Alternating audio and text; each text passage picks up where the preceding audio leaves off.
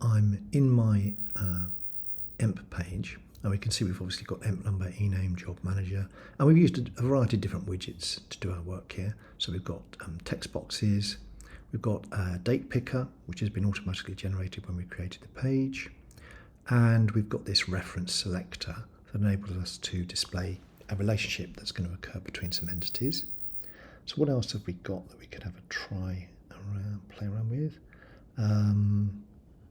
We've got this ratings widget under display. Let's do that. Let's imagine you were, and then obviously we wouldn't do this in the real world, if we were going to apply a star rating to the people who work for us.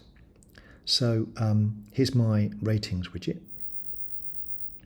Now, all we have to do is we can just drag that, drop it on, make sure that we place it inside the data view and let go, and there's our data widget. Now, of course, this ratings widget gives us a value between 1 and 5 stars, but it will need to save its value. Of course, it will need to save its value. We need to have that described inside the domain model. So before I finish configuring that, let's jump into the domain model and into employee. And let's add an attribute called, well, let's call it rating. Now, the way that the star widget works is it needs to save its value as an integer. So I'm just going to pick integer here. Click OK. So here we go. We've got our ratings attribute. You can visualize it as being a ratings column in the employee database table that's underneath the bonnet of Mendix. So let's do that. Let's save it back into our add edit employee page, and here we are. Now, obviously, we've got a little red circle here. That's because what we haven't done is we've added the widget to the page, but we haven't associated the widget with which column it should be getting its data from and saving its data to in the underlying entity, in the underlying table.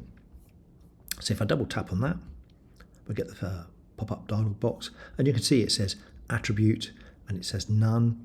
So what it's actually asking us for here is it's saying which column should it save its values into or retrieve its values from. So I'm just going to click select.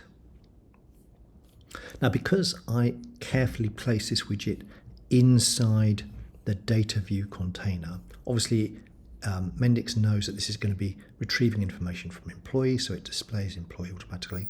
And there's our new rating field. So I select rating, select, OK. My little red circle goes away, my little warning.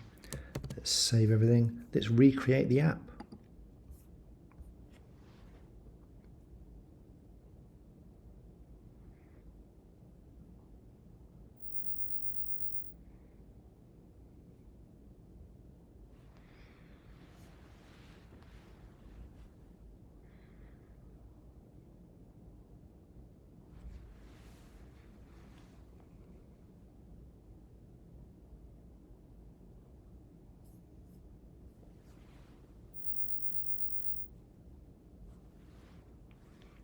So the underlying principle here is whenever we're adding an input element,